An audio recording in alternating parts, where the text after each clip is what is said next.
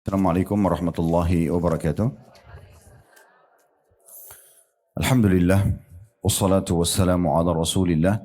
Segala puji dan puja kehadirat Allah subhanahu wa ta'ala, juga salawat dan taslim kepada Nabi besar Muhammad sallallahu alaihi wa ala alihi wa sahbihi wasallam.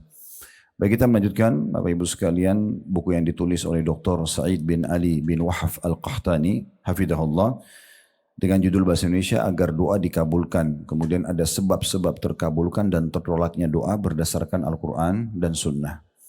Dan sudah kita sebutkan dari awal di masalah definisi doa itu, sudah cukup banyak pendapat-pendapat ulama berhubungan dengan masalah ini. Intinya sebenarnya adalah komunikasi yang sehat antara seorang hamba dengan Tuhannya. Dan Allah subhanahu wa ta'ala memberikan untuk kita doa, Bapak Ibu sekalian, itu agar kita bisa berkomunikasi secara langsung. Dan dijadikan dalam syariat Allah subhanahu wa ta'ala, doa itu dilakukan sebelum aktivitas. Jadi sebelum makan, sebelum minum, sebelum masuk kamar mandi, sebelum keluar rumah, sebelum semuanya. Tujuannya adalah agar kita selalu menghubungkan antara aktivitas kita itu dengan Sang Pencipta Allah subhanahu wa ta'ala, sehingga Allah membantu kita untuk menyelesaikan dan memberikan juga keberkahan atau kecukupan dalam hajat kita itu. Dan doa ini bukan hanya dilakukan pada saat kita ada keperluan, tapi sering kami titik beratkan dari beberapa pertemuan yang lalu, kalau doa itu justru dipanjatkan di saat-saat lapang. Ibu lagi sehat, ibu lagi kuat, ya Bapak sekalian maaf, Bapak Ibu lagi melimpahlah semuanya, Allah kasih kesehatan, kelowongan waktu, pakaian, makanan, pasangan dan segala macam semuanya baik, maka di saat itu justru puncaknya doa. Allah subhanahu wa ta'ala menguji kita, kalau semua lagi melimpah, harusnya kita justru banyak berdoa. Ya, sudah kami sampaikan hadis pada kesempatan yang lalu. Kata Nabi SAW, kenalilah Tuhan kalian pada saat kalian sedang lapang, maka dia akan mengenal kalian pada saat kalian sedang sulit. Jadi kalau ada yang mau diterima doanya pada saat lagi terlilit utang, lagi sakit kronis dan mau sembuh, lagi diganggu oleh orang dan segala macam, justru di saat-saat dia lagi sehat, dia perbanyak doa. Apa yang kami sampaikan barusan ini Bapak Ibu sekalian berarti tidak ada alasan untuk tidak berdoa, ya. Karena berdoa justru di saat lagi lapang itu paling besar pahalanya dan justru menjadi penyebab di saat kita sulit diterima oleh Allah subhanahu wa ta'ala. Seorang penyair Arab mengatakan, janganlah kau minta sama manusia, karena kalau kau minta sama manusia maka dia akan marah. Sekali, dua kali, tiga kali kita minta, manusia akan marah. Tapi mintalah kepada zat, maksudnya Allah, yang kalau kau tidak minta justru dia marah. Itu hadis disebutkan oleh Imam Tirmidzi rahimahullah tentang masalah sabda Nabi SAW, man lam yadu'ullah yaghdab alaih. Siapa yang tidak berdoa kepada Allah justru Allah marah padanya. Jadi kalau Bapak Ibu tidak tunjukkan kebutuhannya kepada Allah, justru Allah marah. Makin kita merengek, makin kita manja, makin kita memohon, dan boleh kita tamak terhadap rahmat Allah. Jadi Bapak Ibu kalau misalnya mau sehat nih, minta ditambah kesehatannya. Sudah kaya, minta dilimpahkan kekayaan lebih banyak. Itu boleh. Tamak terhadap rahmat Allah boleh. Yang penting tidak bentrok sama sunnatullah. Masih ingat ya? Saya bilang sunnatullah itu sistem Bapak Ibu sekalian. Jadi nggak bisa kita bilang kita nggak suka malam lalu hilangkan malam, atau nggak suka lawan jenis kita udah hilangkan aja laki-laki atau perempuan. Itu kan nggak mungkin, bentrok sama sunnatullah. Dan juga tidak masuk ke ranah orang lain. Ya, misalnya mau meminta apa yang sudah dimiliki oleh orang lain itu tidak bisa. Tapi kita bisa minta yang serupa yang Allah subhanahu wa ta'ala bisa berikan kepada kita. Itu kurang lebih pembukaan dalam masalah doa. Baik, kita akan ada bahasan penting dalam hari ini dengan dua jenis doa itu sendiri ya. Dua macam doa yang kita akan fokus coba bahas ya. Ada doa yang disebutkan di situ doa ibadah, dan ada doa masalah atau permohonan. Itu di halaman 7 dan 8 disebutkan tentang penjelasan doa ibadah. Di halaman 9 itu sampai di halaman ke-16 ya, atau 17 itu akan ada doa masalah. Ya. Baik, saya akan bacakan dulu seperti biasa Bapak Ibu sekalian, tanpa menggurui tentunya. Saya coba akan baca kemudian baru kita jelaskan panjang lebar maksud dan tujuannya. Di halaman 7 di bawah pembahasan kedua macam-macam doa. Pertama doa ibadah dalam kurung doaul ibadah ya dalam bahasa Arabnya, yaitu memohon pahala dengan beramal saleh seperti mengucapkan 2 kalimat syahadat dan melaksanakan tuntunan-tuntunan 2 kalimat syahadat tersebut. Salat, puasa, zakat, haji, menyembelih sembelihan, dan bernazar kepada Allah. Niat agar Allah penuhi hajatnya namanya nazar ya. Dan ibadah, dan antara ibadah yang disebut ini ada yang tergolong doa dengan perkataan dan perbuatan seperti salat. Barang siapa telah melaksanakan ibadah ini dan ibadah lainnya, maka berarti ia telah berdoa kepada Allah dan memohon ampunannya dengan perbuatannya itu. Saya baca satu paragraf lagi sampai habis ya, di halaman 8 ini baru kita jelaskan. Kesimpulannya bahwa ia beribadah kepada Allah karena mengharapkan pahala dan takut akan azabnya. Dan jenis doa seperti ini tidak boleh untuk selain Allah.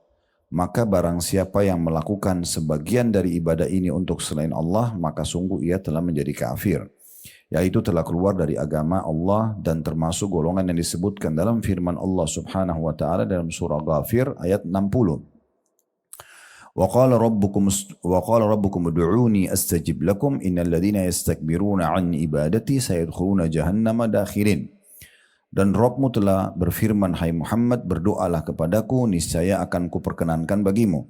Sesungguhnya orang-orang yang menyombongkan diri dari menyembahku akan masuk neraka jahanam dalam keadaan hina dina. Juga dalam firman Allah Subhanahu wa taala dalam surah An-An'am ayat 162 sampai 163, Qul inna salati wa nusuki wa mahyaya wa mamati lillahi rabbil alamin la syarika lahu wa bidzalika umirtu wa ana minal muslimin. Katakan, hai Muhammad, sungguhnya salatku, ibadahku, hidupku dan matiku hanyalah untuk Allah, Rabb semesta alam, tiada sekutu baginya, dan demikian itulah yang diperintahkan kepadaku dan aku akan menjadi orang-orang pertama menyerahkan diri kepada Allah. Kita coba lebih perdalam pemahaman tentang masalah doa ibadah. Yang pertama, Bapak Ibu sekalian, kalau Bapak Ibu berdoa diniatkan untuk Allah, dianggap ibadah. Contoh misalnya ada orang berdoa bukan karena ibadah. Dia berdoa karena terpaksa. Takut sama orang. Atau dia berdoa tapi ragu-ragu. Benar nggak sih doa ini bisa memberikan solusi? Ini tidak dianggap ibadah. Ya, kapan dia dianggap ibadah? Kalau seandainya kita betul-betul niat untuk menjadikannya pendekatan diri kepada Allah. Saya kasih ingat lagi contoh, pernah saya sebut pada pertemuan yang lalu. Kalau Bapak Ibu lagi ngantuk, kemudian Bapak Ibu bilang, saya wudhu aja deh. Wudhunya niatnya dalam hati untuk apa? Hilangin ngantuk. Wudhu itu nggak boleh dipakai sholat. Wudhu itu nggak boleh dipakai sholat. Karena kenapa? Bapak Ibu bukan niat untuk ibadah. Wudhunya hanya untuk hilangin ngantuk. Kan gitu. Ini contohnya. Nah sama dengan sholat, sama dengan haji, sama dengan umroh, sama dengan apa saja. Kapan kita niatnya bukan pendekatan diri kepada Allah, berarti tidak dianggap ibadah. Ibu pergi haji dan umroh, mau jalan-jalan niatnya. Ya sudah dapat jalan-jalannya, tapi nggak dapat ibadahnya. Makanya itu list belanjaan kalau mau haji sama umroh nanti aja. Nanti tiba di sana baru berpikir mau beli apa. Jangan dari sini sudah niat dari awal menggebu-gebu. Saya mau datang di mall ini, saya mau beli baju itu, saya mau beli itu. Niatnya nanti bukan karena ibadah. Akhirnya tawafnya buru-buru, sa'inya buru-buru. Yang penting selesai walaupun capek pergi mall duluan. Nah, itu contohnya. Mau pergi Mekah karena taunya ini ada makanan enak di sana. Nah, ada restoran saya mau datangi. Itu tujuannya restoran. Itu harus cuma samping saja ke samping. Kalau ada kesempatan, bukan tujuan utama. Nah seperti itulah ya. Jadi memang diarahkan niatnya itu karena Allah Subhanahu Wa Taala. Baru dia bisa bernilai ibadah. Ini hati-hati sekali ya. Ada hal-hal bahkan Bapak Ibu sekalian yang mubah. Mandi, makan, minum, olahraga itu kan mubah. Tahu mubah ya? Dikerjakan tidak berpahala, ditinggalkan tidak berdosa. Tetapi dia kalau diniatkan ibadah, misal contoh ada hadis Nabi SAW kepada Abu Darda radhiyallahu anhu, ingatlah wahai Abu Darda, jasadmu punya hak, Tuhanmu punya hak, keluargamu punya hak, jasadmu pun punya hak. Kalau ibu dan bapak sekalian makan, minum, bukan hanya sekedar menghilangkan lapar, niatnya memang untuk memberikan hak badan, berubah dia. Dari niat mubah, dari hukum mubah menjadi hukum sunnah. Jadi ibadah. Ya. Jadi daripada ibu dan bapak sekalian misalnya lagi lapar, lapar nih. Niatnya makan untuk hanya hilangin lapar, itu mubah. Tapi kalau niatnya untuk memberikan hak jasad, ibadah. Ya. Makan, minum, tidur, olahraga, mandi. Kalau hanya sekedar saya mau olahraga biar saya sehat, ya ini jadi mubah. Saya mau olahraga supaya saya berikan hak jasad saya. Allah kan amanahkan jasad ini. Saya olahraga untuk ya supaya menjaga amanah ini. Orang jenazah aja dimandikan, Bapak Ibu sekalian.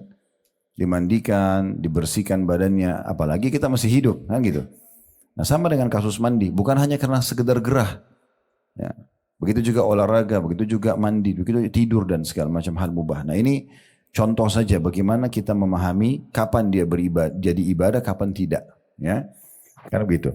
Ibu bersedekah, bapak ibu bersedekah, tapi karena nggak enak aja, karena orang itu desak terus, kasih, bukan ibadah.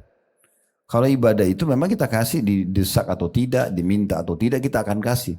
Karena kita ingin cari pahala, nah itu beda. Ya, semua segala sesuatu yang dikerjakan kalau karena ibadah, itu kita akan sangat ringan mengerjakannya.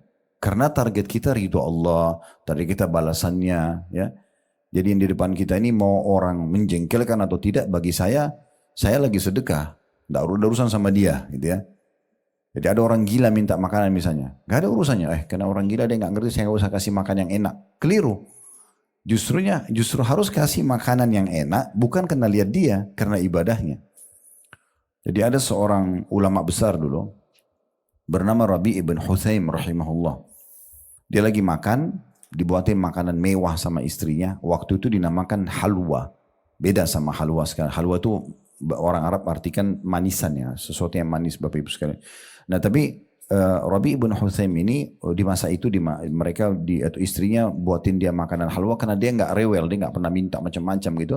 Istrinya juga nggak enak, istrinya masakin yang enak. Itu bumbu-bumbunya mahal, buatnya lama, hampir suruh adonan kacang, segala jenis kacang-kacangan waktu itu, madu, segala macam diaduk jadi satu dan lama sekali buatnya.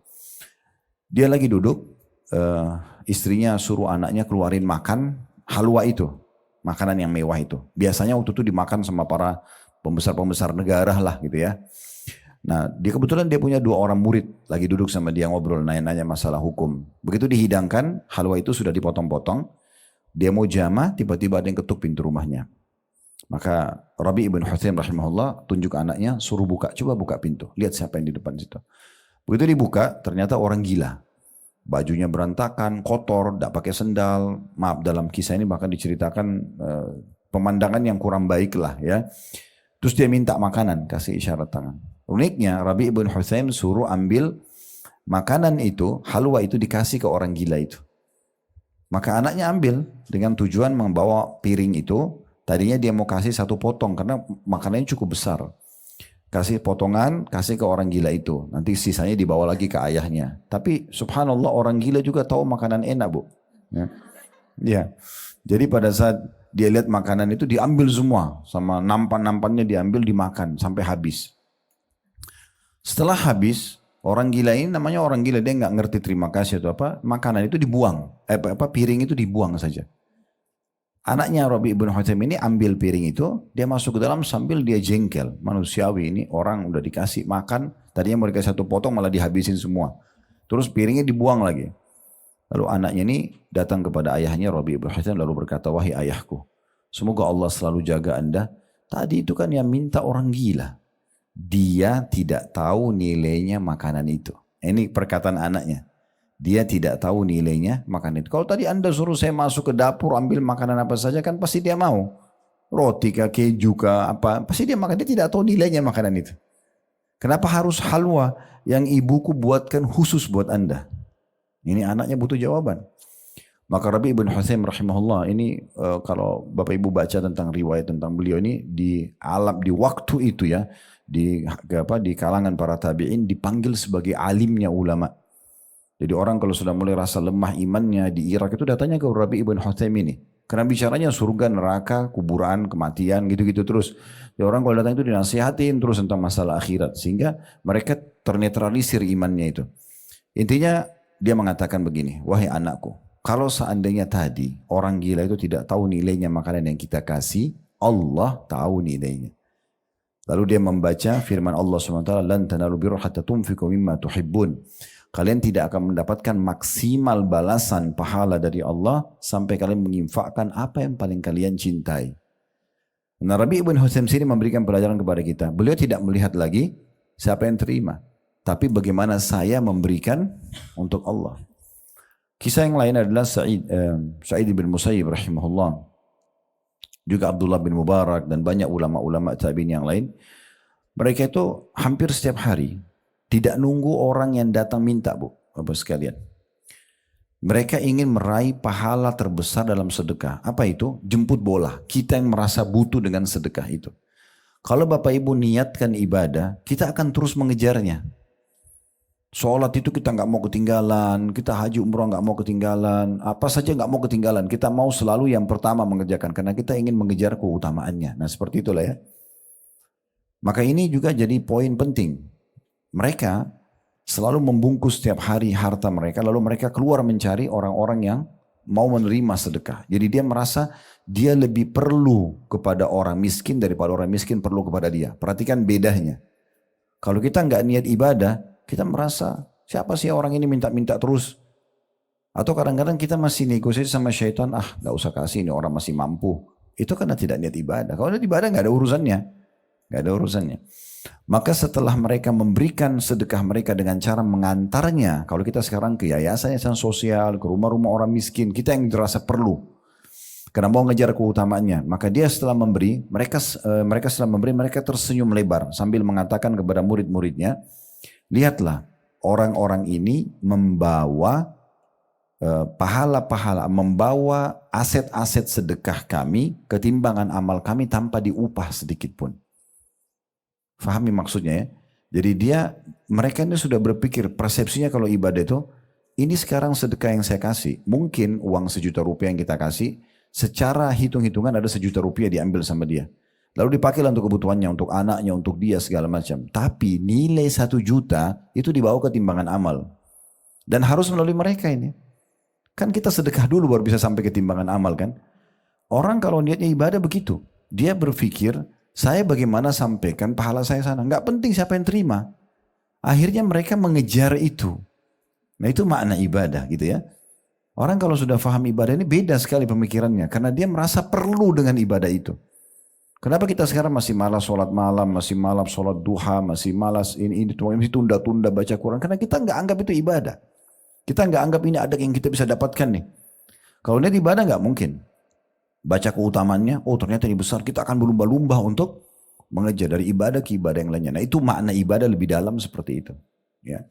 Makanya didefinisikan oleh sebagian ulama, ibadah itu adalah semua perkataan, perbuatan, bisa ditambahkan juga niat dan fikiran. Ya. Yang diperintahkan dan dicintai oleh Allah. Semua perkataan, perbuatan, ya, niat dalam hati dan fikiran yang diperintahkan dan disukai oleh Allah. Kita bisa lakukan ibadah itu tentunya. Ya, seperti itulah. Asy-Syu'bi berkata rahimahullah, seorang ulama yang lain, siapa yang menganggap bahwasanya siapa yang tidak menganggap bahwasanya dia lebih perlu dengan sedekah yang dia keluarkan daripada orang miskin yang menerimanya, sungguh dia telah menghantamkan sedekah itu ke wajahnya sendiri. Nah, siapa yang tidak menganggap dia lebih perlu dengan sedekah itu yang diberikan ke fakir miskin, dia balik tuh, seakan-akan orang miskin yang butuh sama dia. Dan kali ini siapa yang menganggap dia tidak lebih perlu terhadap sedekah itu daripada orang yang menerimanya, maka dia seperti sedang menghancurkan amalnya. Dia sedang menghantam amal itu, sedekah itu ke wajahnya sendiri. Jadi pekah sekali. Antara itu ibadah dengan bukan ibadah itu hanya sedikit sekali perbedaannya. Karena itu ini penting sekali untuk digarisbawahi. Ya. Jadi kalau Bapak Ibu doa karena terpaksa, karena tidak enak, karena mau dilihat orang, karena mau dipuji orang, selesai urusannya. Nggak ada pahalanya. Itu mimpi aja. Ya betul-betul ada orang, tidak ada orang, kita merasa perlu dan butuh. Nah gitu. Dan butuhnya kepada Allah, itu baru ibadah. Ya. Jadi baca Quran, sholat, segala macam, kejar keutamaannya. Kejar ibadahnya yang dijanjikan kepada kita gitu. Nah itu yang dimaksud di sini. Doa ibadah saya kembali ke halaman 7 paragraf pertama yaitu memohon pahala dengan beramal saleh. Niatkan ibadah baru bisa. Ya. Sama ibu dan bapak sekalian kalau mau kasih makanan orang. Beda ya. Orang niat hanya daripada makanan dibuang dengan orang niat ibadah beda itu. Kalau ibu dan bapak niat untuk kasih orang, ibu bapak tidak akan kasih makanan bekas ke orang. Tapi kalau daripada makanan dibuang ya malaikat catat ini sedekah daripada. Ini ya. Daripada saja ini. Terpaksa. Daripada rusak. Kan itu beda. Dengan orang niat ibadah kan beda. Ibu kasih dan bapak kasih makanan bekas sama kasih makanan baru sama gak pahalanya? Gak mungkin. Pasti beda. Ibu kasih baju bekas, mukena bekas sama baju baru. Sama gak pahalanya? Beda. Nah bagaimana kita termotivasi mau selalu kasih yang baru? Itu karena kita niatkan ibadah. Baru bisa. Coba belajar sekarang bersedekah sejumlah yang kita pakai. Sekali itu ya. Contoh misalnya gini. Kita lagi masuk ke satu restoran nih. Makan makanan enak banget. 100.000 misalnya satu porsi. Contoh saja nasi Padang beli 100.000. Misalnya 150.000 lah. Coba beli yang porsi sama kasih tukang parkir. Pernah gak? Nah alhamdulillah kalau pernah. Gitu kan? Atau beli baju. Oke lah kita next levelnya. Kalau beli baju satu yang bagus. Pernah gak beli baju yang sama kasih orang lain? Nah masa. Paling cari yang lebih murah. Mana yang lagi promo untuk dikasih. Oke. Contoh yang lain. Kalau misalnya Bapak Ibu diundang. Langsung aja deh level tinggi. Istana Merdeka, Presiden undang Bapak Ibu. Terus pesan buah. Tolong bawa ke saya buah ya. Di mana beli buahnya? Oh ya Masya Allah. Terus kalau ada yang grade 1 harga 300.000 anggur sama grade 2 200.000 yang mana? Benar ya? Habis itu apa? Pakai kresek? Apa? Sekarang jawab jujur. Kalau orang tua Bapak Ibu yang pesan, beli di mana? Sama, pakai keranjang juga. Masalahnya itu. Kenapa presiden lebih mulia daripada bapak ibunya? Yang disuruh bakti nomor 1 ke siapa? Nah, itu. Orang kalau niat ibadah itu pasti maksimal. Mulai sekarang kasih orang tua itu pakai keranjang, cari yang terbaik, variasikan gitu. Oh, baru ya. Nah itu beda. Itu contohnya. Jadi ini dikatakan oleh satu orang ulama lain namanya Urwah bin Zubair rahimahullah. Ini ulama tabi'in luar biasa. Dia bilang, janganlah seseorang di antara kalian bersedekah. Dia keluarkan di jalan Allah apa yang dia malu kasih kepada pemimpin satu kaum. Paham gak? Saya ulangi lagi, dia bilang, janganlah seseorang dari kalian bersedekah, umum saja kepada orang miskin, kepada keluarga, kepada orang tua. Jangan kasih mereka apa yang kalau kita kasih ke pemimpin satu kaum, kayak raja atau presiden, kita malu kasih dia.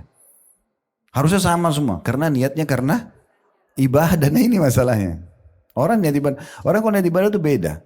Pasti dia akan kasih yang terbaik, karena bagi dia targetnya bukan penerima, tapi bagaimana dia maksimal dapat pahalanya. Kalau kita kasih pemimpin kaum nasinya mewah banget, tumpeng dan segala macam, kasih orang miskin nasi sama tempe, ini sama-sama sedekah. Tapi ini pahalanya besar, ini pahalanya kecil nanti.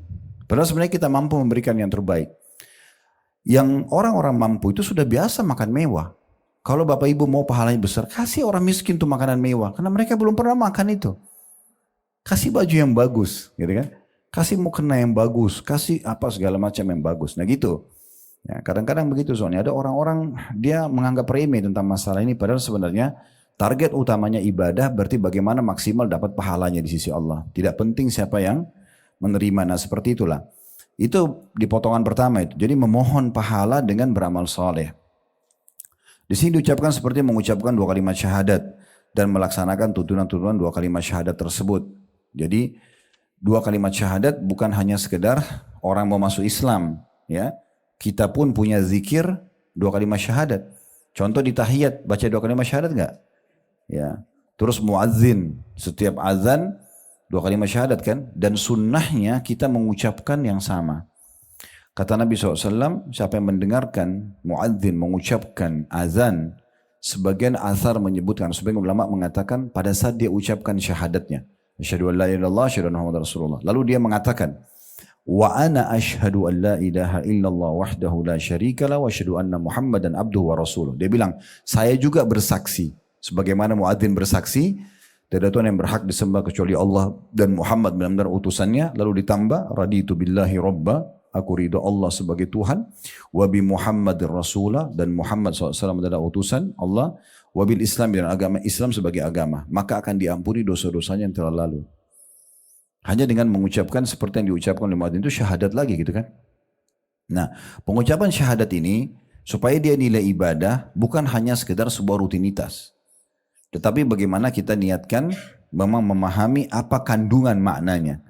La ilaha illallah berarti la ma'buda bihaqqin illallah. Tidak ada Tuhan, tidak ada pencipta, pemilik, penguasa alam semesta ini kecuali Allah.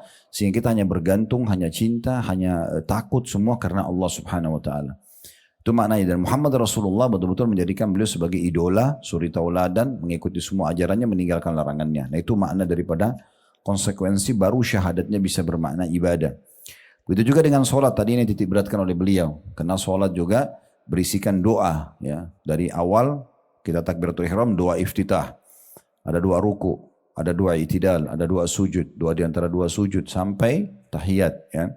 Semuanya juga begitu. Kalau diniatkan memang karena Allah subhanahu wa ta'ala, kita tidak akan terganggu dengan gangguan apapun. Disebutkan para sahabat, para tabi'in, Bapak Ibu sekalian, itu kalau mereka sholat, digambarkan ya, umumnya mereka hampir sama, kalian sudah paham. Maka mereka tegak seperti kokohnya pohon kurma. Bahkan seseorang di antara mereka disengat ya, oleh lebah di dahinya sampai berdarah tapi tidak bergerak. Ya. Ada di antara mereka sahabat Nabi lagi jaga malam hari. Nabi SAW dan para sahabat lagi istirahat, maka mereka ditugaskan jaga malam. Itu dipanah oleh musuh, kena sampai 3-4 anak panah. Ini kalau kita bayangkan jarum di kita sudah sakit kita. Ini anak panah, dia nggak berhentiin sholatnya. Sampai betul-betul dia takut anak panah selanjutnya dilempar lalu dia mati, maka dia menyegerakan sholatnya. Dan dia mengatakan, dia bangunkan temannya, bangunlah sebab ada satu musuh yang akan menyerang kita. Waktu dilihat berdarah semua, temannya bilang, kenapa kok nggak bangunkan dari awal? Dia bilang, kalau saya bukan khawatir akan mati karena panas selanjutnya, maka saya akan terus melanjutkan menyelesaikan surah Al-Kahfi yang sedang saya baca. Jadi saking sholat itu betul-betul hubungan dia sama Allah dan dia yakin Allah sedang melihat dia sedang komunikasi sama Tuhan yang nggak terganggu dengan apapun. Ya, itu kalau niatnya ibadah. Kan gitu. Kalau tidak asal jadi saja gerakannya. Yang penting sudah sholat. Sudah sholat Bapak sudah. Ya. Mungkin cuma 1,5 menit tadi sudah selesai kan. Cepat sekali karena tujuannya yang penting store tugas. Yang gitu. Jadi beda ya. Harus difahami Bapak Ibu sekalian poin penting juga. Ibadah itu kita yang perlu. Allah nggak perlu. Kalau kita pikir sholat itu Allah yang perlu. Begitulah kita seperti store kewajiban saja. Tapi kalau kita tahu kita yang perlu, itu adalah komunikasi kita sama Allah, maka kita akan terus dengan tenang, dengan kita nikmati bacaannya, gerakannya, itu akan beda sekali. Nah seperti itu memahaminya. Begitu juga dengan puasa, bukan hanya tahan lapar dan haus, disitu kan disebutkan setelah sholat ada puasa. Bukan hanya tahan lapar dan haus, karena memang ini kewajiban. Enggak. Karena memang ini adalah pendekatan diri kepada Allah subhanahu wa ta'ala.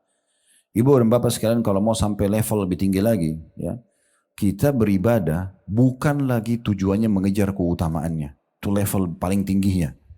Tapi sebagai tanda syukur kepada Allah. Pernah dengar hadis Nabi SAW sholat sampai kakinya pecah-pecah? Terus Aisyah katakan, ya Rasulullah, kenapa anda sholat begini? Padahal sudah diampuni dosa yang lalu dan akan datang. Apa kata Nabi? Afala akunu abdan syakura.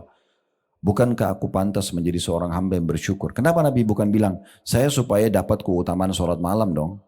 Saya supaya masuk surga. Kenapa Nabi gak bilang itu? Karena bukan itu lagi level Nabi. Levelnya Nabi, saya ibadah ini karena saya sudah syukur kepada Allah. Allah kasih saya hidup, Allah kasih saya makanan, sudah syukur. Jadi semua ibadah itu kalau mau level tertingginya kita kerjakan bukan lagi cuma mengejar keutamaan, tapi karena itu betul-betul rasa syukur kita kepada Allah. Nah di situ puncaknya itu. Sehingga kita bersedekah, kita sholat, kita puasa maksimal. Kita betul-betul enjoy, menikmati itu. Kata Abu Darda radhiyallahu anhu, kalau bukan karena menahan nikmatnya dahaga di saat puasa, saya tidak berharap hidup sesaat pun. Mereka nikmati tuh hausnya puasa itu. Karena pendekatan diri kepada Allah Subhanahu wa taala. Begitu. Jadi kalau ibadah seperti itu keadaannya. Sama dengan zakat, kalau kita peduli sebagai itu adalah sebuah ibadah, kita akan betul-betul detail menghitungnya, menentukan waktunya, bahkan betul-betul ya tidak mau kurang, kalau perlu kita lebih sehingga tidak salah dalam hitungan, gitu kan. Itu juga dengan haji, bukan hanya sekedar mau dipanggil sebagai ibu haji atau pak haji, ya, tapi betul-betul akan ya dikerjakan karena Allah. Bahkan para kaum salaf itu mereka pergi haji, pergi umrah, pulang, kebanyakan orang tidak tahu. Kebanyakan orang tidak tahu. Jadi mereka berangkat, kalau yang tahu yang orang kenal saja. Tapi kalau untuk di publik itu tidak. Mereka diam saja. Gitu. Jadi antara mereka seperti kalau pernah dengar namanya Atha bin Abi Rabah. Itu ulama besar tabi'in di Mekah. Beliau 70 kali haji. Allah kasih umur 100 tahun 70 kali haji. Berarti 70 tahun dia haji terus. Itu bukan dari dia ceritanya ya. Bukan dia cerita. Orang-orang tahu karena hampir setiap tahun melihat dia baru disampaikan. Atha bin Abi Rabah gini. Jadi memang mereka kerjakan ibadah. Beda ya. Kalau bapak ibu lagi ibadah ditanya orang, jawab. Kemana aja bu selama ini? Saya sempat ke rumah 2 kali gak datang. Oh ya saya lagi umroh. Gak apa-apa. Kan ditanya. Yang masalah tidak ditanya cerita. Kamu tahu gak kemarin saya umroh 2 kali loh. Saya sudah haji 7 kali loh. Yang nanya siapa? Gak ada yang nanya. Berarti hanya untuk pujian lisannya manusia sepanjang lidahnya saja. Itu pujian orang, kerupuk masih lebih enak. Ya. Karena kerupuk itu masih ada rasanya walaupun dia kecil untuk kebutuhan tubuh kita. Daripada ucapan orang kamu hebat ya, kamu dermawan. Terus dapat apa? Badan gak tambah gemuk, gak tambah cantik, gak tambah kaya, gak ada. Tapi ada orang kejar itu subhanallah. Puas dengan pujian orang. Apa yang mau didapat? Ya. Gak penting sekali itu. Itu contohnya ya. Jadi bukan berarti kita tidak boleh menyampaikan pada orang. Kalau ditanya, sampaikan. Saya sama bapak sini pada mau ke masjid. Ada tetangga tanya, mau kemana? Masa kita bilang kalau saya bilang riak nih? Kan enggak usah. Ditanya, iya mau ke masjid. Ayo pak, sholat di masjid juga? Enggak apa-apa. Tapi kalau iklanin ke orang, ayo sholat, ayo saya mau sholat nih misalnya. Contohnya itu kan mungkin bisa sangat terbuka pintu itu. Itu juga kata beliau di sini menyembelih, sembelihan. Nah sama juga, ini termasuk ibadah yang besar Bapak Ibu sekalian ya. Jadi sembelih jangan cuma dilakukan di Idul Adha ya. Tapi seringnya menyembelih hewan, kambing, unta, sapi gitu kan, ayam terus dibagikan ke orang ini, memberikan makan orang ini besar sekali pahalanya.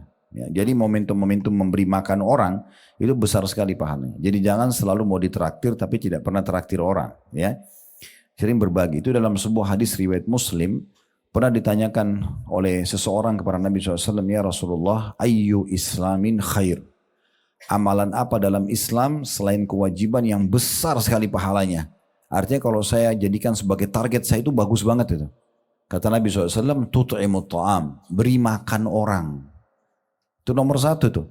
Baru tusallimu ala man ta'rif wa man lam ta'rif. Lalu kau ucapkan salam kepada orang yang kau kenal dengan tidak kenal. Jadi 2 sunnah. Jarang sekali kita hidupkan itu ya. Ya mungkin kalau kita lagi pengajian begini ada makanan, itu umum orang kasih makan ya. Kemudian kalau ada acara kita undang orang keluarga di rumah, iya. Tapi pernah nggak kita buatin program setiap hari saya akan keluarkan sekian porsi sedekah. Nah gitu. Jadi memang itu dijadikan sebagai program rutin keluar gitu ya. Kalau kita bisa misalnya memblok 1 rumah anak yatim, 2 rumah anak yatim, bagus lah gitu kan.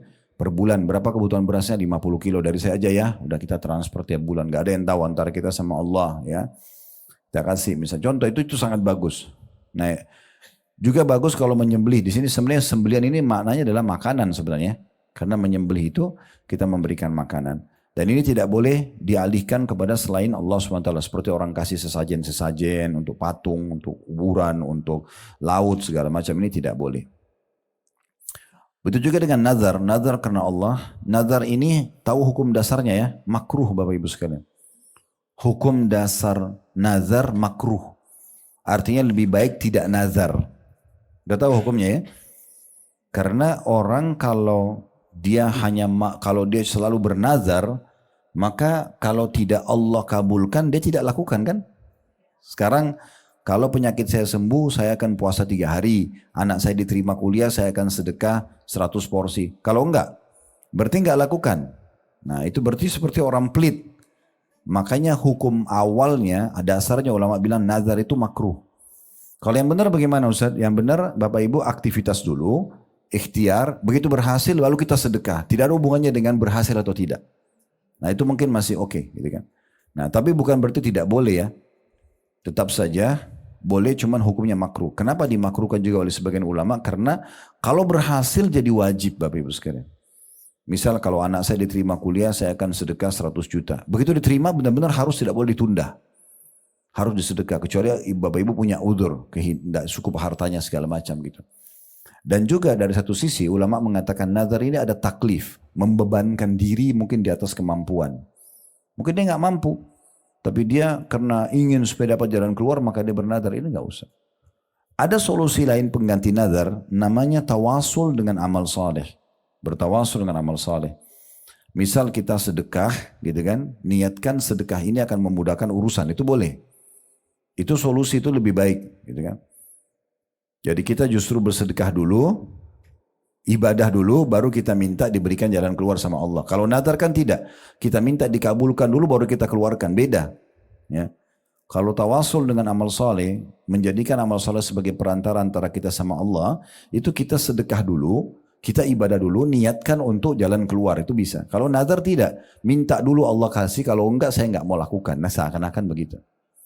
Nah tapi kalau Bapak Ibu sudah nazar dan ternyata dikabulkan oleh Allah, wajib, nggak boleh ditunda. Ya, nggak boleh ditunda. Apakah itu harta, apakah itu puasa. Jadi begitu selesai urusannya nggak boleh kita bilang sudah saya bulan depan aja puasa. Nggak bisa, harus pada saat itu. Karena sudah dikabulkan sama Allah. Contoh.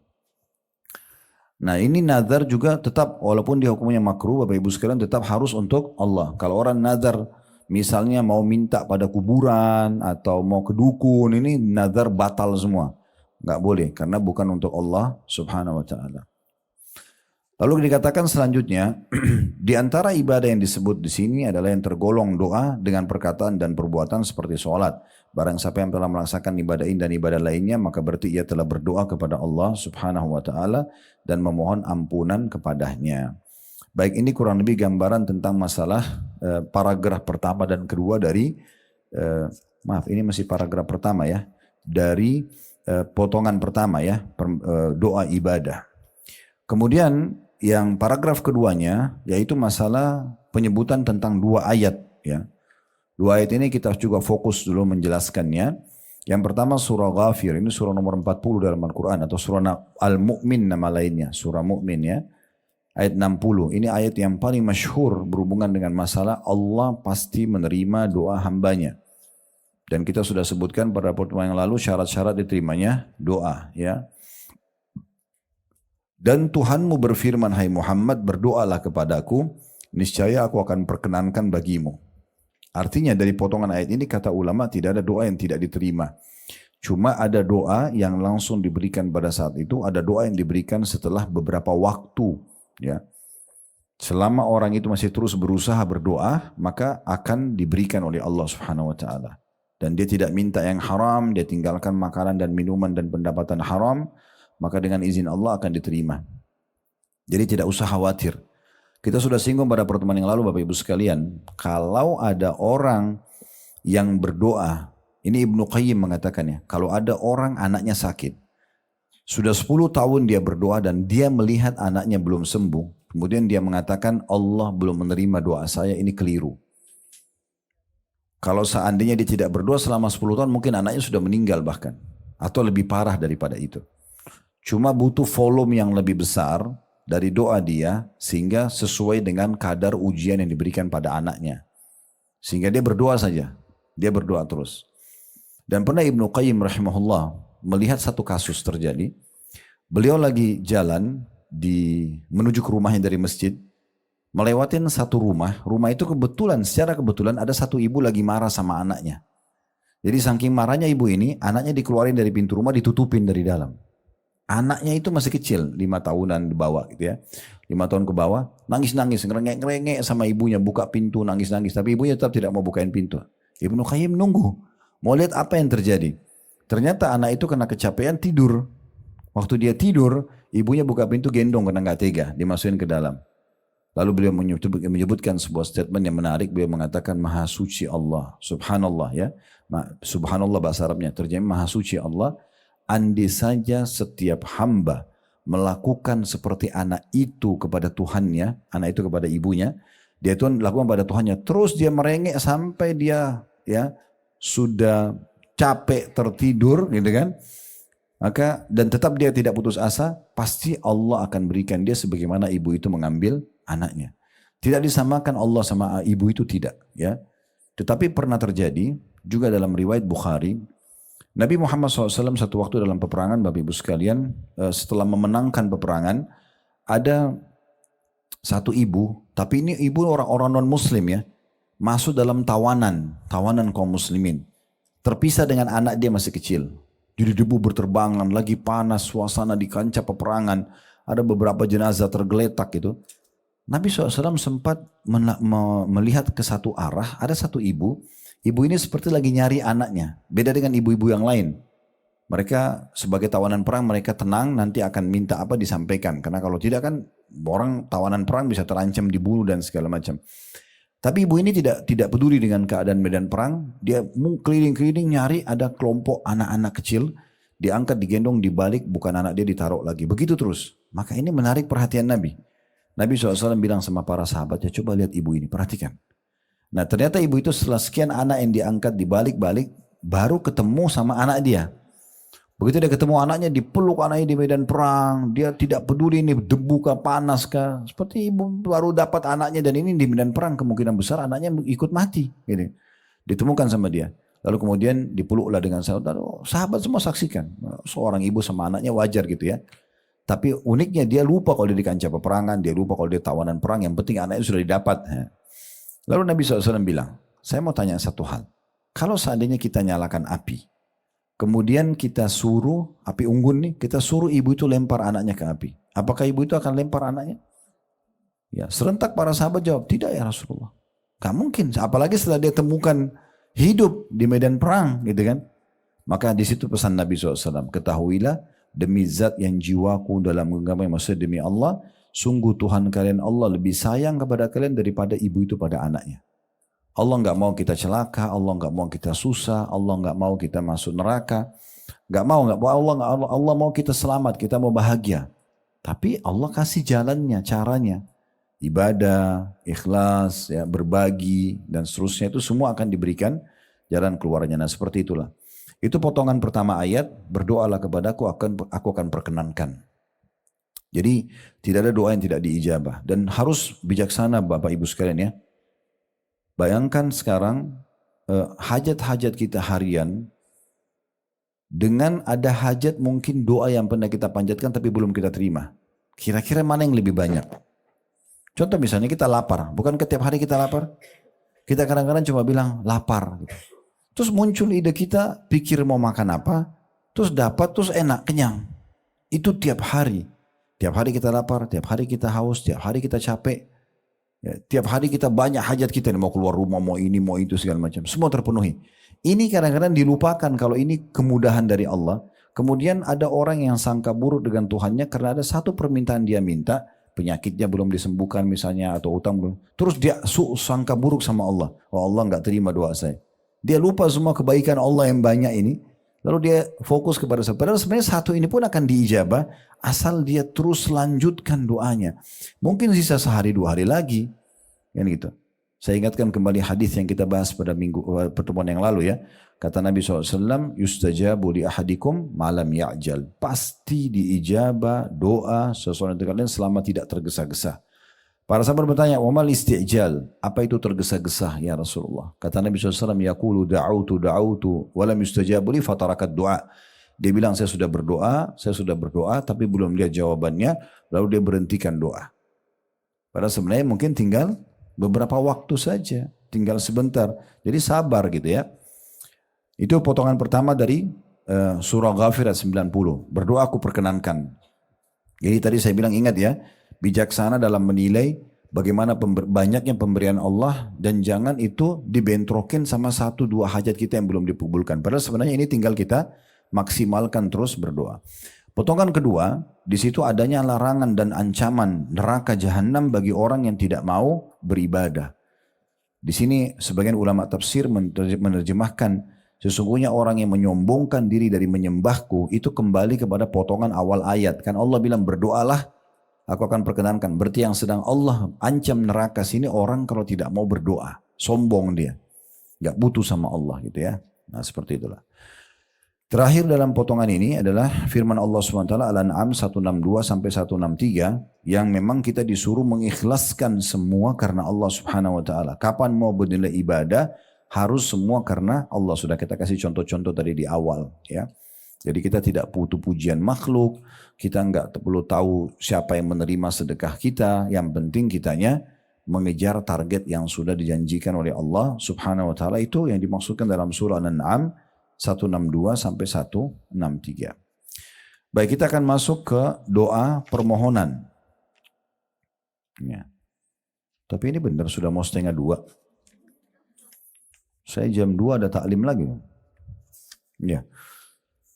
Baik.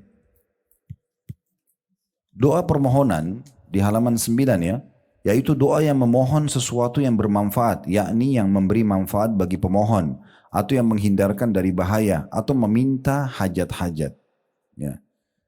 Jadi di sini kalau Bapak Ibu ada hajat, disembuhkan penyakitnya, selamatkan dari mara bahaya, ditambahkan rezeki dan segala macam, itu dikenal dengan doa masalah atau doa permohonan.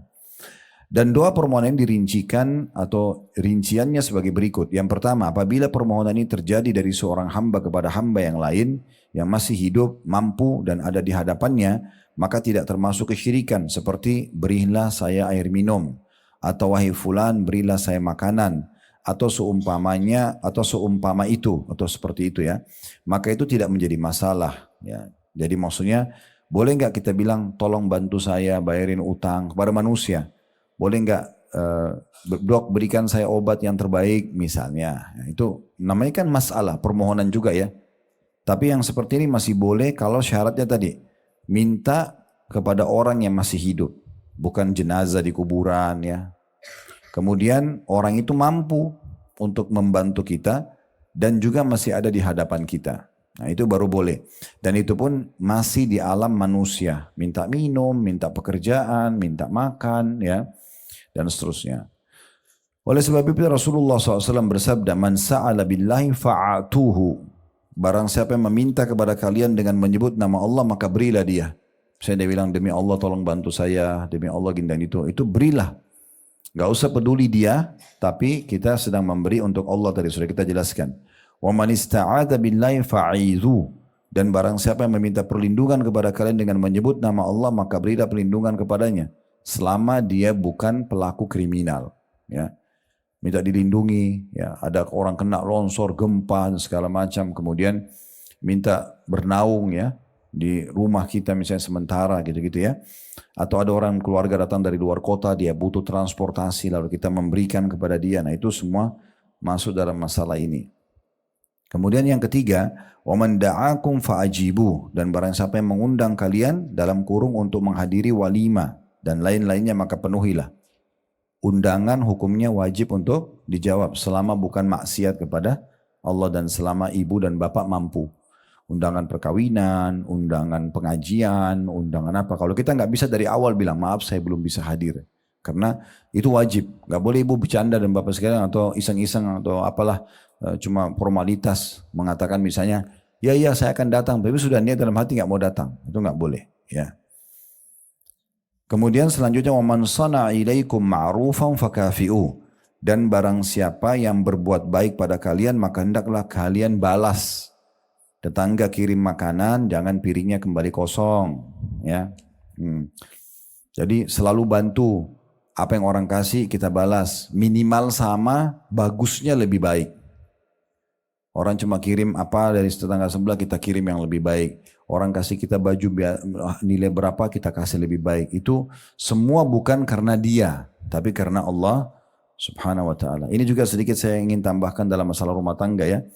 Kalau seorang suami itu hanya niat karena istrinya, ini ada saatnya dia jengkel. Ada saatnya dia jenuh. Seorang istri kalau dia layani suaminya hanya karena suaminya, satu waktu dia lagi nggak enak, nggak mood, dia nggak mau layani. Bagaimana caranya supaya selalu saja aman? Karena Allah. Tidak usah lihat lagi Siapa suami kita, siapa istri kita, siapa anak kita, siapa orang tua kita, nggak usah lihat lagi. Allah telah menghubungkan hukum untuk mendapatkan pahala di sisi surga dengan orang-orang ini.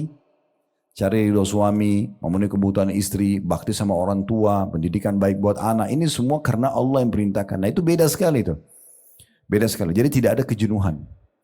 Tidak ada kejenuhan. Pernah ada seorang laki-laki datang kepada Imam Ahmad berkata begini. Wahai Imam, kalau seandainya kami lagi marah sama istri, lagi tidak mood dan segala macam. Tetapi dia membutuhkan biologis. Apakah kami dapat pahala kalau kami tetap menggauli mereka? Kata Imam Ahmad, ya kamu bisa niatkan untuk memberikan hak dia atau niat untuk mendapatkan keturunan. Dilarikan ke ibadah. Udah beda kasusnya. Begitu juga seorang wanita pernah datang kepada Aisyah mengatakan sebaliknya, ya wahai Ummul Mukminin, kalau kami lagi jengkel, lagi marah sama suami gitu, apakah kami tetap wajib menjawab ajakannya untuk biologis? Kami lagi nggak mau. Dosa nggak kalau nggak? Kalau nggak layani? Kata Aisyah, iya. Kalau kalian berada di atas unta, sudah mau jalan, kalau ibu-ibu sekarang sudah di mobil, udah mau pergi acara mana, dipanggil oleh suami tetap wajib jawab. Terus bagaimana poinnya? Ya niatnya karena ibadah. Tadi keluarnya itu, ya, itu karena bukan niat ibadah. Ya. Baiklah, selanjutnya. Siapa yang berbuat baik padamu maka hendaklah kamu balas. Kemudian فَإِنْ لَمْ تَجِدُوا مَا تُكَافِئُونَهُ فَادْعُوا لَهُ حَتَّى تَرَوْا أَنَّكُمْ قَدْ كَفَأْتُمُهُ. Dan kalau kalian tidak mendapatkan sesuatu yang bisa kalian balaskan dari kebaikan dia, maka doakan dia, balas dengan doa sampai kalian merasa bahwa kalian telah membalas kebaikannya. Terus doakan sampai sampai seakan-akan kita sudah puas untuk memberikan sesuatu balasan kepada dia, ya. Jadi kita juga penting begini Bapak Ibu sekalian. Orang kalau niat ibadah itu, pasti dia selalu besarkan apapun nikmat yang ada depan matanya. Dia besarkan. Orang kasih dia cuma sepiring nasi, dia akan mengenang seumur hidupnya itu. Dibesarkan itu. Tidak dianggap remeh. Ya. Jadi memang seperti itu. Orang kalau mau niatkan ibadah seperti itu. Makanya Umar bin Khattab berkata, saya akan terus berterima kasih seumur hidup saya pada seseorang yang mengingatkan satu kekurangan saya. Jadi kalau Umar itu berharap ada yang datang, Umar kamu itu salah loh begini. Itu Umar akan terima kasih seumur hidup. Jadi dia besarkan itu kebaikan orang. Sehingga bukan berarti, saya kan sudah pernah balas tuh makanannya. Enggak usah pikir balasan kita. Kita besarkan pemberian dia supaya kita menganggap pemberian itu akan terus kita nilai. Dia kayak satu piring kita balas 10-20 piring pun tidak ada masalah. Gitu loh. Kan gitu. Jadi tidak perhitungan dalam memberikan. Karena semua itu tetap ada nilai pahala. Sedekah piring pertama, 2, ketiga, ke 100 sama aja pahala terus. Dan memang wajar karena dia pernah berbuat baik. Sunnah Nabi membalasnya. Kan gitu. Nah itu poin-poin penting yang juga kita bisa ambil dari sini. Yang kedua berdoa kepada makhluk dan meminta darinya sesuatu yang tidak dapat dilakukan oleh selain Allah. Maka hal ini menjadikan orang tersebut musyrik dan kafir. Baik yang diminta itu masih hidup ataupun sudah mati. Berada di hadapannya atau tidak, seperti perkataan wahai kiai fulan atau syekh fulan, sembuhkanlah penyakit saya, kembalikanlah barang saya yang hilang, panjangkanlah umur saya, berilah saya anak dan lain-lainnya. Semua ini merupakan kekafiran yang besar yang mengeluarkan pelakunya dari agama Islam.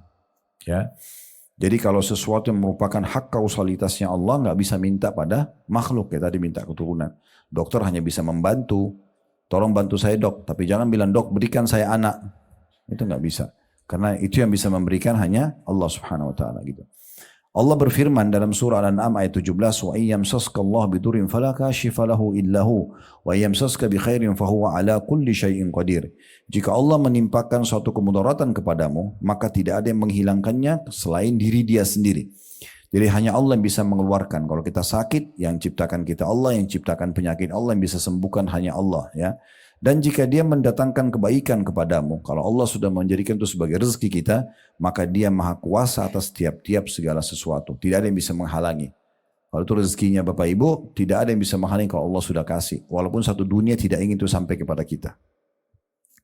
Ini dalil tentang masalah tidak bolehnya memohon yang merupakan hak kausalitasnya Allah, hak sepenuhnya punya Allah, minta keturunan, sembuh penyakit dan segala macam, atau dikembalikan barang hilang, Itu tidak boleh dialihkan kepada makhluk. Juga Allah SWT berfirman dalam surah Yunus ayat 106 sampai 107, "Wala tad'u min dunillahi ma la yanfa'uka wa la yadurruk, fa in fa'alta fa innaka idzan minadh dhalimin. Wa in yamsaska Allah bidurrin fala kashifa lahu illa huwa, wa in yuridka bi khairin fala radda li fadli yusibu bihi man yasha'u min ibadi wa huwal ghafurur rahim." Dan janganlah kamu menyembah apa-apa yang tidak bermanfaat dan tidak pula memberikan mudarat kepadamu selain Allah. Seperti orang pakai jimat, minta-minta pada kuburan, ya, para peramal-peramal, itu semuanya ya. Sebab jika kamu berbuat demikian, kamu minta-minta kepada selain Allah itu, maka sungguhnya kamu kalau begitu termasuk orang-orang yang zalim, maksudnya berdosa besar. Jika Allah menimpakan satu kemudaratan kepadamu, maka tidak ada yang dapat menghilangkannya kecuali Dia. Nah, di sini saya mau berbagi tipsnya. Kalau Bapak Ibu lagi ada ujian, maka jangan buru-buru menyalahkan yang kita anggap sebab. Tapi langsung introspeksi diri dulu. Karena semua ujian kalau datang, itu dalam bentuk teguran dari Allah. Apa saja. Maka yang pertama, astagfirullah. Lalu berdoa sama Allah, sholat taubat. Minta, ya Allah kalau permasalahan ini karena dosa hambamu maafkanlah. Selesai itu sebenarnya. Tapi kita masalahnya cari tahu di kalangan manusia ini siapa penyebabnya. Lalu kita ribut, kita bertengkar, kita ribut. Tidak ada manfaatnya. Allah yang mendatangkan orang-orang ini sebagai penyebab untuk menjadi teguran buat kita. Kita harus lebih ke situ melihatnya. Karena di sini katakan jika Allah menimpakan satu kemudaratan kepadamu, maka tidak ada yang dapat menghilangkannya kecuali Dia. Dan jika Dia menghendaki kebaikan bagi kamu, maka tak ada yang dapat menolak karunia-Nya. Tidak ada yang bisa menghalangi itu. Dialah yang memberikan kebaikan itu kepada siapa yang dikehendakinya di antara hamba-hambanya, dan Dia yang maha pengampun lagi maha penyayang. Jadi sekali lagi saya ingatkan, kalau kita sehat, kita lagi banyak nikmat, yang ciptakan kita Allah, yang ciptakan nikmat itu Allah, yang bisa pertahankan hanya Allah. Minta dan bersyukur padanya, selesai urusannya. Makhluk akan Allah datangkan untuk memenuhi kebutuhan kita. Kalau kita sedang sakit, lagi ada musibah, difitnah orang dan segala macam, harta kita diambil, yang ciptakan kita Allah, yang ciptakan ujian itu Allah, yang bisa memberikan jalan keluar hanya Allah. Maka langsung introspeksi diri, muhasabah, sholat, taubat, istighfar, selesai urusannya. Ya. Selanjutnya Allah SWT juga berfirman dalam surah Al-A'raf ayat 194 yang bunyinya, innal ladzina tad'una min dunillahi ibadun amsalukum fad'uuhum falyastajibu lakum in kuntum shadiqin. Sesungguhnya berhala-berhala atau apapun yang kalian seru selain Allah itu adalah makhluk yang lemah yang serupa juga dengan kalian. Maka serulah berhala-berhala itu, lalu biarkanlah mereka memperkenankan permintaanmu jika memang orang-orang itu benar. Jadi maksudnya semua selain Allah makhluk. Kita sama malaikat sama, kita sama jin sama, kita sama matahari dan bintang-bintang sama, kita sama udara, sama air. Semuanya sama. Ciptaan Allah, makhluk. Allah jadikan mereka fasilitas justru untuk mendekatkan diri kepada Allah. Ya, bukan kita minta-minta pada benda-benda ini. Kan gitu. Ini sayang sekali kalau orang tidak faham. Banyak orang di negeri kita ini, dalam sholat mereka mengatakan, iyyaka na'budu wa iyyaka nasta'in. Hanya kepadamu ya Allah kami menyembah. Hanya kepadamu kami minta tolong. Habis salam minta kuburan sebelah masjid. Tolong sembuhin saya, tolong mudahin urusan saya, tolong mudahin jodoh saya, tolong bukain rezeki saya. Lalu mana komitmen tadi iyyaka na'budu wa iyyaka nasta'in ini? Ya. Dan Nabi SAW ajarkan kepada kita doa yang luar biasa dalam meminta kepada Allah. Kata Nabi SAW, minta segala sesuatunya pada Tuhan kalian sampai tali sendal kalian. Tali sendal minta sama Allah. Ini saya singgung waktu di awal kita bahas buku ini ya. Banyak orang kadang-kadang mau berdoa tapi yang dianggap besar saja. Itu pun kalau sudah mentok di manusia nggak bisa baru minta sama Allah. Ini sakit nih. Pergi dokter 1 nggak sembuh, 2 nggak sembuh, 3 nggak sembuh, 30 dokter nggak sembuh baru sholat tahajud. Baru umroh minta doa di tawaf. Kenapa nggak dari awal sholat tahajud dan umroh? Baru nanti Allah mulain dokter dan resep yang cocok. Itu yang benar. Makanya nggak sembuh-sembuh. Masalahnya nggak selesai-selesai gitu kan. Karena dia nggak kembali kepada Tuhannya Allah. Yang lainnya semua makhluk penyebab saja gitu kan. Selanjutnya Allah juga berfirman dalam surah Al-A'raf 197, "Walladzina tad'una min duni la yastati'una nasrakum wala anfusahum yansurun." Dan berhala-berhala yang kamu seru selain Allah tidaklah sanggup menolongmu, bahkan tidak dapat menolong dirinya sendiri. Itu jimat-jimat, ya hati-hati ya. Saya pernah bahas masalah ini Bapak Ibu sekalian, waktu itu di Kemang ada satu pengajian, Terus ada satu ibu keluar, dia liatin saya, Ustaz ini kalau seperti ini jimat bukan? Rupanya dia keluarin kayak satu map kecil warna biru, dibuka dalamnya ada kertas fotokopian. Betul saya buka saya sudah tahu itu jimat. Karena bahasa Arab huruf hijaiyah dibolak-balik, gambar pedang, gambar bebek, gambar apalah. Ya. Tidak pernah Nabi ajarin ini. Ya gitu, ditulis macam-macam. Untuk apa ini Bu katanya? Itu dibayar loh, mau 5 juta atau berapa? Kertas fotokopi gitu kan. Kemudian dia bilang ini untuk supaya saya sama suami langgeng. Memang ada hubungannya sama kertas itu? Nggak ada hubungannya. Berdoa sama Allah dan di alam manusia Allah sudah kasih. Mau pasangan suka sederhana kok. Tatapan matanya syahdu, lisannya santun, tangannya ramah, baik, tulus. Selesai orang suka gitu kan. Nggak usah lintas alam bawa foto ke dukun. Suruh jin yang datang. Untuk apa? Kesyirikan kepada Allah. Itu kan lintas alam, penjahat dimasukin ke rumah, gitu kan? Itu kan tidak perlu semuanya. Itu contoh-contoh dan banyak sekali masalah ini. Saya juga pernah itu hari di puncak mampir di satu restoran. Mampir tidak sekali sama teman saya gitu. Dia kebetulan kenal pemilik restoran cukup besar. Kemudian saya sholat di musolahnya karena masjid cukup jauh dan kami lagi musafir waktu itu. Terus sholat. Bagi sholat di musola ada satu bingkai, mungkin seperti lukisan di belakang kita ini, tapi ditutup kain hitam. Di depan mihrabnya gitu. Terus saya curiga, saya panggil, Pak ini apa ini Pak? Oh ada orang di sini, orang pintar kasih. Untuk apa? Untuk laris usaha, saya bilang gitu. Dia bilang iya Ustaz. Coba buka Pak. Salah satu syaratnya gak boleh buka kain hitamnya itu. Ya. Coba buka, saya tidak apa-apa, Bapak gak usah khawatir. Saya insya Allah jamin tidak apa-apa. Mungkin dia diancam kalau buka nanti kualat lah apa, Allahu alam. Buka, begitu buka, saya tahu tuh tulisannya. Subhanallah ini pernah terjadi juga di Irian waktu itu. Saya lagi dakwah ke sana. Ada satu pengusaha muslim di sana. Dia karena saya jelasin masalah jimat-jimat ini nggak boleh segala macam. Dia bilang Ustaz bisa ke toko saya nggak? Tokonya Masya Allah laku memang gitu besar. Tapi ada satu di ruangan ayah dia. Dia bilang Ustaz tolong lihat. Di belakang pintu kamar orang tua saya itu ada kertas. Itu kertas sudah butek banget. Udah tua, coklat. Udah sobek-sobek gitu. Udah lama. Ini saya curiga karena bahasa Arab dia bilang. Terus saya coba lihat, saya bukan ngomongin diri Bapak Ibu sekalian. Dari SD saya sudah belajar bahasa Arab.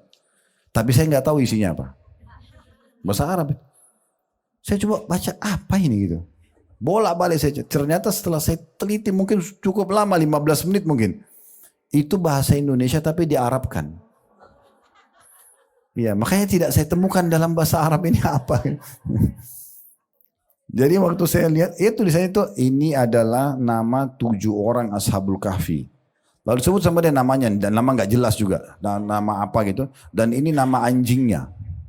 Iya, siapa yang taruh di tokonya akan lari, siapa yang taruh di rumahnya tidak akan diganggu penjahat dan segala. Ini khurafat semua.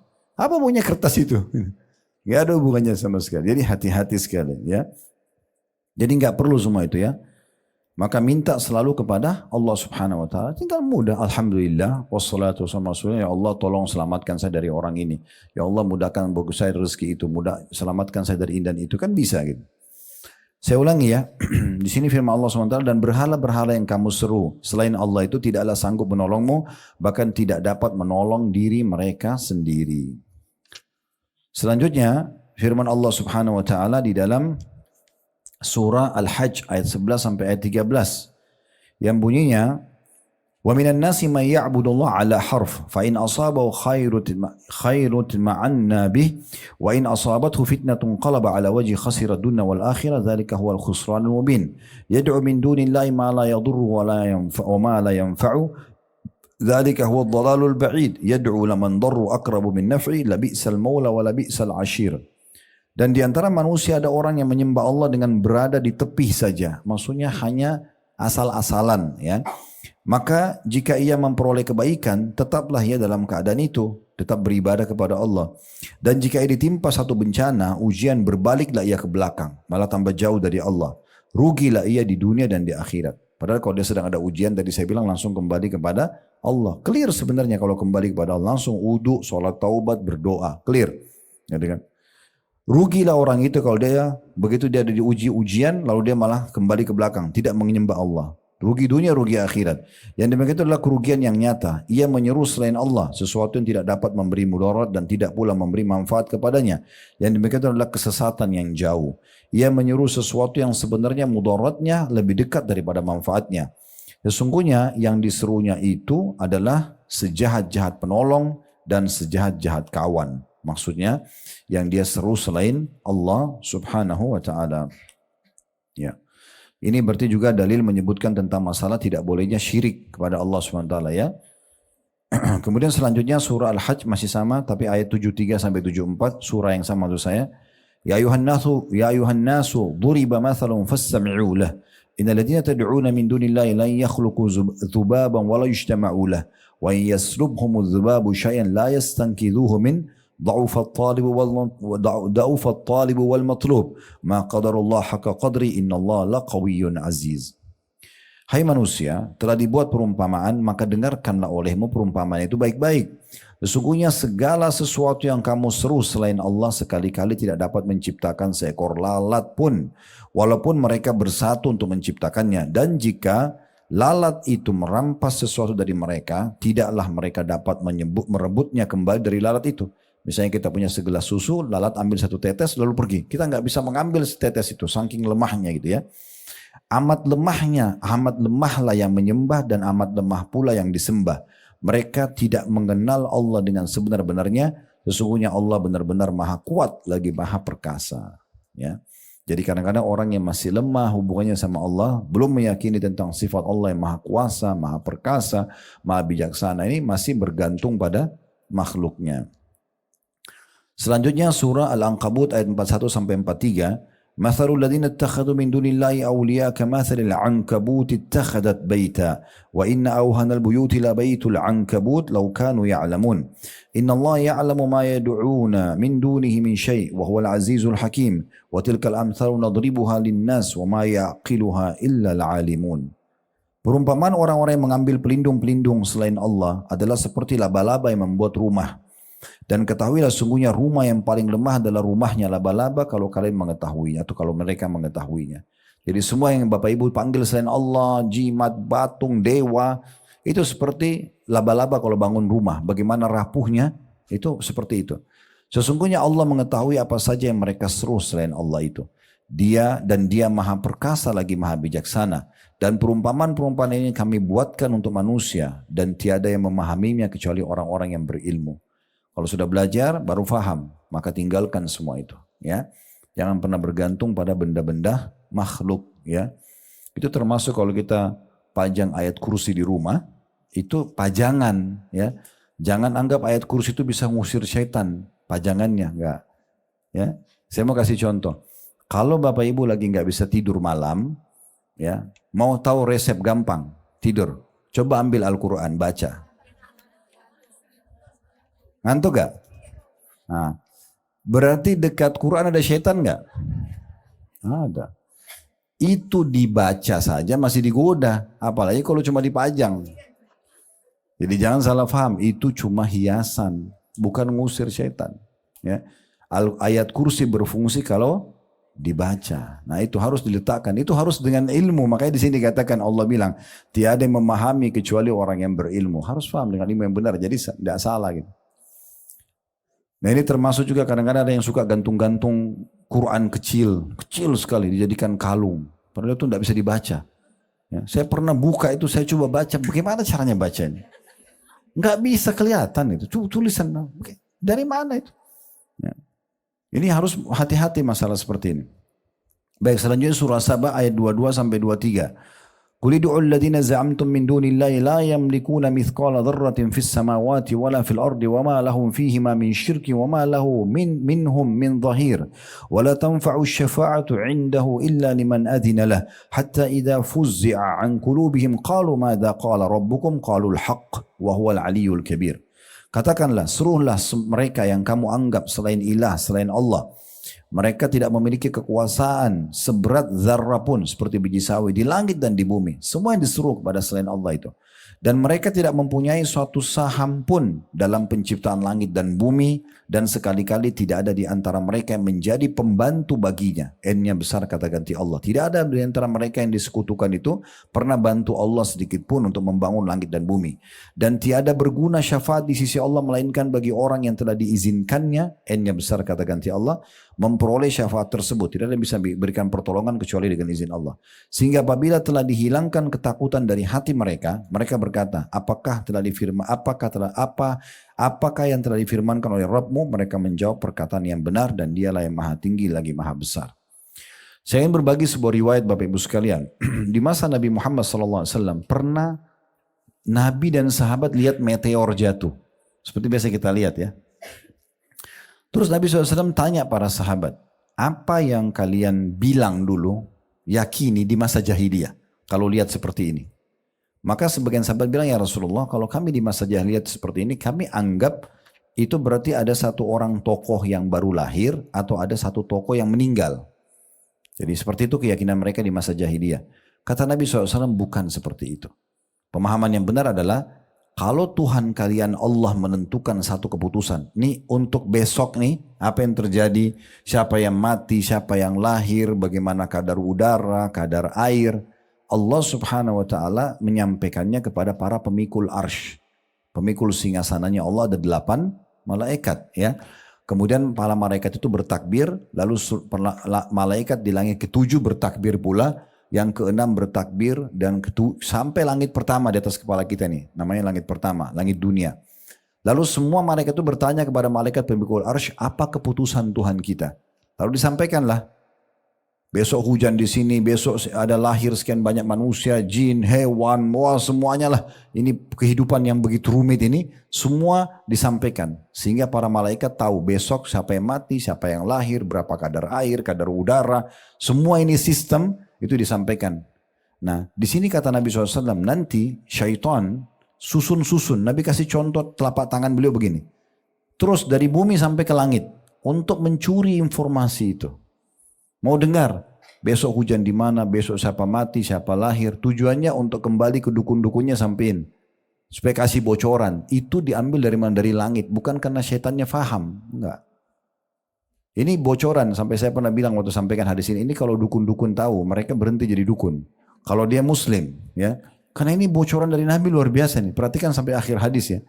Lalu kata Nabi SAW, nanti mereka susun-susun, lalu mereka akan dihantam, dipanah oleh para malaikat dengan panah-panah api. Itulah bintang-bintang. Dalam surah Al-Mulk Allah bilang kan, وَجَعَلْنَاهَا رُجُومًا disyayatin, dan kami jadikan bintang-bintang sebagai anak-anak panah api untuk syaitan. Nah itu di anak panah. Meteor itu kan serpihan bintang. Itu dipakai oleh malaikat untuk panah syaitan-syaitan itu. Sehingga mereka banyak yang terbakar, mati. Ada juga yang berhasil lolos, lalu dia mengambil mencuri sebagian saja informasi. Disampaikanlah kepada dukun-dukunnya itu. Sehingga kalau ada dukun yang tahu, oh besok begini betul terjadi, bukan karena dia tahu, curian itu. Itu pun apa kata Nabi SAW, dan syaitan-syaitan ini membumbuhi dengan 100 kedustaan. Ditipu itu, gitu kan. Begini, ternyata tidak benar. Nah seperti itulah. Jadi kalau sudah tahu syaitan-syaitan ini cuma curi informasi, ngapain pergi dukun itu? Informasi curian semua, kita sudah punya wahyu yang menyampaikan kepada kita. Dan kita bisa connect langsung kepada Allah tanpa perantara. Angkat tangan ke langit, langsung Allah dengar. Allah maha mendengar, maha mengetahui. Dijanjikan tadi dalam surah Ghafir ayat 60, pasti diterima. Kenapa harus bergantung pada makhluk gitu ya? Kemudian selanjutnya dalam surah Fatir ayat 13-14. Yang berbunyi, Dzalikumullahu rabbukum lahul mulk. Dzalikumullahu rabbukum lahul mulk. Walladzina tad'una min dunihi ma yamlikuna min qitmir. In tad'uuhum la yasma'u du'aahum walau sami'u mastajabu lakum. وإن تدعوهم لا يسمعوا دعاءكم ولو سمعوا ما استجابوا لكم ويوم القيامة يكفرون بشرككم ولا ينبئك مثل خبير. Demikian itulah Allah Rabb kalian, kepunyaannya lah kerajaan, Semua ini langit dan bumi milik Allah. Dan orang-orang yang kamu seru atau sembah selain Allah, patung, apalah segala macam ya, dewa-dewa, matahari, bintang segala macam, tidak mempunyai apa-apa walaupun setipis kulit ari. Jika kamu menyeru mereka, mereka tidak ada atau tiada mendengar suruanmu. Dan kalau mereka mendengar, mereka tidak dapat memperkenankan permintaanmu. Dan di hari kiamat mereka juga akan mengingkari kemusyrikanmu. Dan tidak ada yang dapat memberikan keterangan-keterangan yang lengkap seperti ini, sebagaimana yang diberikan oleh Zat yang Maha Mengetahui. Gak ada yang bisa kasih bocoran kalian begini supaya faham, seperti Allah. Allah kasih bocoran. Jadi mereka tidak bisa memberikan apa-apa sama sekali. Ada satu kementerian di Saudi. Itu kalau salah Kementerian Agama ya, saya tidak terlalu ingat pas, tapi ada satu kelompok namanya Hayya Amil Ma'ruf Nahi Munkar. Khusus kelompok ini diperintahkan pemerintah Saudi untuk menegakkan yang benar dan melarang dari kemungkaran, ya. Ingatin orang sholat, ingatin orang ini dan itu gitu ya. Salah satu profesi mereka adalah menangkap dukun-dukun. Ya. Ditangkapin itu semua, di Saudi ditangkap. Kalau kedapatan lagi praktek, penggal lehernya. Dihukum mati dukun itu. Karena Nabi SAW mengatakan haddus sahir darbatun bisayf. Hukuman penyihir itu, dukun peramal ini dipenggal lehernya. Kalau hukum agama begitu ya. Karena mereka banyak sekali menceraikan suami istri, banyak membuat orang kena penyakit ya. Banyak orang yang bangkrut usahanya, banyak orang terganggu, gelisah tidur, suka mimpi buruk, terganggu macam-macam gitu ya. Cerainya suami istri itu semua karena itu ya. Subhanallah, saya pernah ada cuplikan diangkat di YouTube itu dari beberapa reaksi mereka pada saat mereka datangin dukun. Saya pernah lihat salah satunya, didatangi satu tempat dukun itu banyak sekali burung merpati yang diikat kakinya, ada namanya orang di situ, ada di sayapnya, ada yang ditaruh di botol, dilempar, ditelep di dalam air, apalah segala macam gitu ya. Itu semua kalau mau lepasin sihir itu memang kita harus melepaskannya. Maka oleh tim ini dilepasin semua itu, tali-talinya diipasin, kertasnya dibakar, cairannya ditaruh di saluran air yang mengalir gitu-gitu memang kalau mau batalin sihir itu ya. Nah terus ini dukun ini karena dapat praktek, dia kena hukuman mati. Maka oleh si syekhnya ini yang menangkap itu bilang, sekarang coba kau praktekin, bagaimana kau panggil syaitanmu itu. Itu dia praktekin Bapak Ibu sekalian, saya lihat cuplikannya itu. Jadi dia bilang kalau dia mau panggil syaitan dia pakai baju merah, semua merah dari kepala sampai ke kakinya semua merah. Terus dia ambil pecut kuda, itu dia pecut dirinya sendiri. Sambil panggil-panggil nama syaitan itu. Apalah dipanggil sampai nama syaitannya. Dia bilang kalau badan saya sudah berdarah-darah, nah, kemudian baru saya bisa dengar suara. Gitu. Itu pun ditanya lagi, kalau kau minta, berapa banyak kau dikasih? Dia bilang mungkin dari sekian ratus permintaan cuma 1, 2. Enggak semuanya. Itu pun kalau dia mampu. Jadi sama aja. Minta sama manusia tidak ada bedanya gitu. Tapi dibodohin. Itu dia harus syirik kepada Allah. Sembeli ayam pada selain Allah gitu kan. Darahnya kadang-kadang diminum. Apalah. Segala macam hal yang tidak masuk akal gitu kan. Makanya Nabi SAW sudah ingatkan dalam hadis yang sahih riwayat Tirmidzi.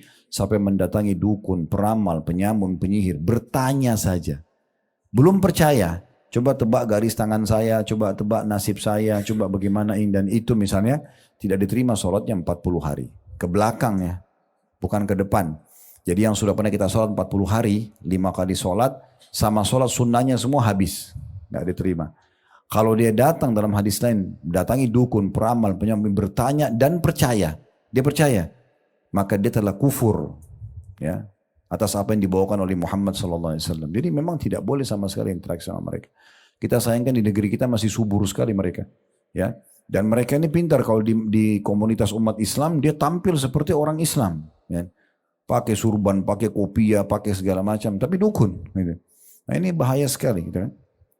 Maka mereka tidak bisa memberikan apa-apa. Itu sudah Allah tekankan dalam banyak ayat tadi kita baca termasuk surah Fatir ini.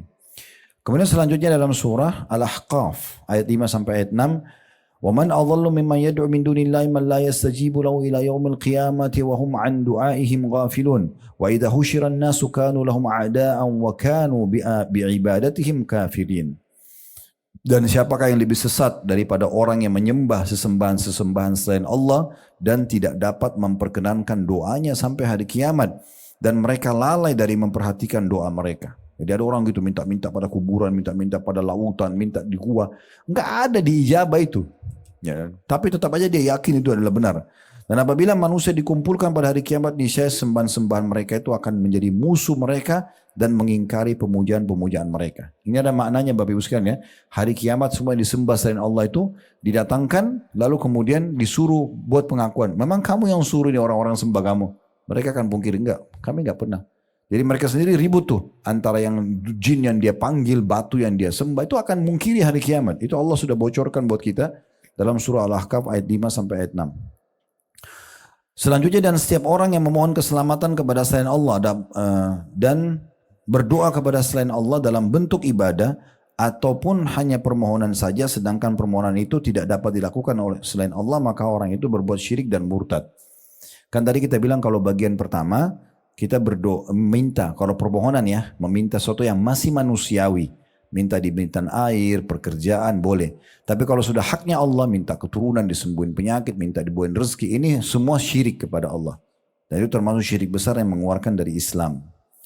Surah Al-Ma'idah ayat 72 selanjutnya, Laqad kafara alladhina qalu inna allaha huwal masihu ibn Maryam wa qala al-masihu ya bani Israil a'budu allaha rabbi wa rabbakum innahu ma yushrik billahi faqad harrama Allah alaihi al-jannata wa ma'wahu an-naru wa ma lidh-dhalimin min ansar.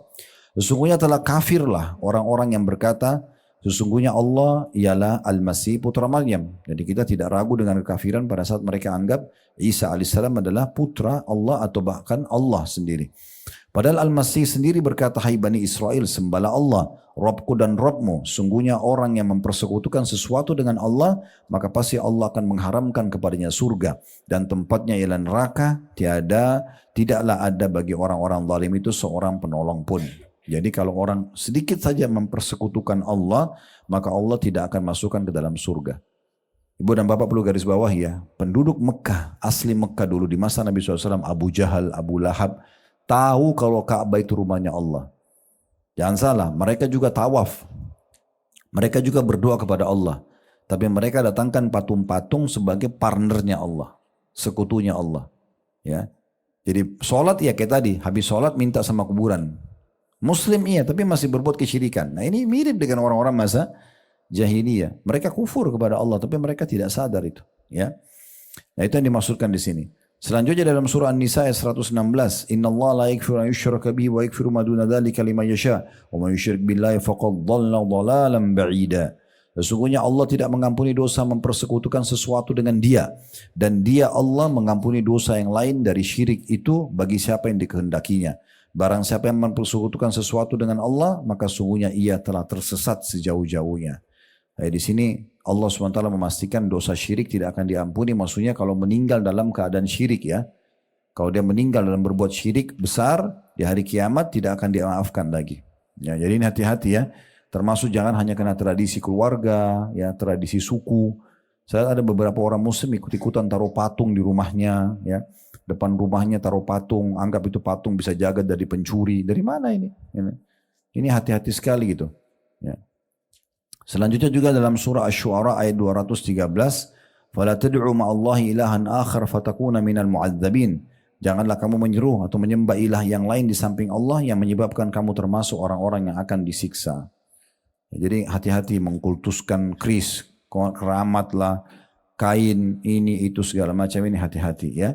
Hanya untuk mengejar jabatan atau susuk untuk kecantikan atau apalah yang semisalnya, enggak usah. Enggak perlu. Allah yang buat muka kita begini, Allah datangkan nanti orang yang suka, enggak usah khawatir ya. Baik, selanjutnya dalam surah Az-Zumar ayat 65 sampai 66. Alhamdulillah akhirnya sampai juga lembaran terakhir.